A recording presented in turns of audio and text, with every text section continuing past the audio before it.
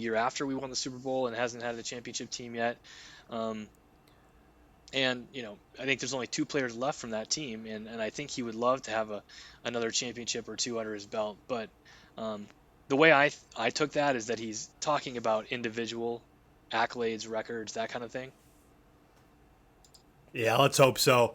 To kind of move on, kind of finish up this game, because we do want to move on and not talk about this game anymore. We were kind of laughing. What is there good to talk about this episode before we jumped on the air? I think the two things that kind of showed improvement, the one thing at least, are punting. Had a pretty nice punter, a couple good punts. And hey, we were 1-for-1 on field goals. So Mason Crosby is your Green Bay Packers point leader for the year on through week one. I know I said last week that we weren't going to talk about Jordan Love for the rest of the season unless we saw him. Well, guess what? We saw him right away. I thought Jordan Love looked very good. Moved the ball, converted on third down.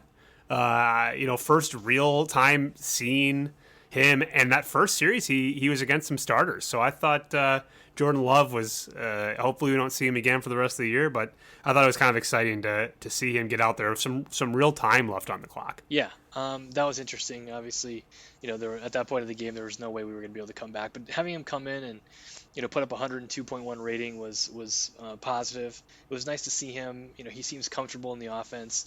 To your point earlier, he connected with Randall Cobb and Amari Rogers. I think two receivers that hadn't been targeted all day to that point. We even saw a sort of jet motion play with Randall Cobb, which I thought we might see during non-garbage time, but we didn't. But yeah, positive there. And Corey Bajorquez, as you mentioned, had some good kicks. And obviously Mason Crosby extends his point total leader for the Green Bay Packers franchise.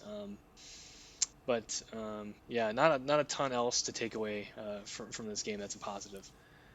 Well, we are definitely going to have to break down an all of a sudden huge game at Lambeau. I believe it's our first Monday night game against the Lions this next week. I hate to say it, our backs are already against the wall. This is a must-win game because the week after that, I think we're traveling to Arizona. And the Lions, historically, the last 3-4 years have given us real trouble, home or away. And they looked, they didn't quite pull off the upset against the 49ers last week, but they did look very, very good. And I think they'll be a real test to the Packers when we're trying to right our ship.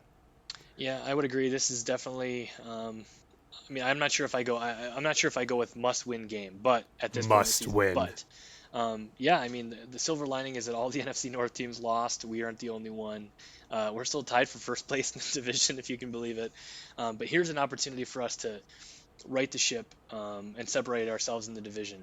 Take this game, and then from there stack success, hopefully. But excited for the Lions on Monday night at Lambeau.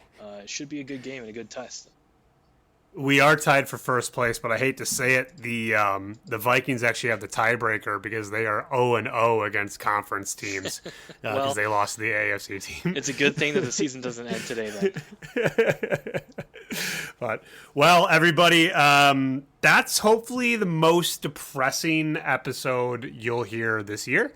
And from here on out, it's just going to be us banging on our drums all day. Please tune in next week or later this week, I suppose, when we break down that Lions game. Like I mentioned, subscribe to us on your favorite podcast and podcasting service. I'm Charles. Marcus. Go Pack, go. Go Pack, go.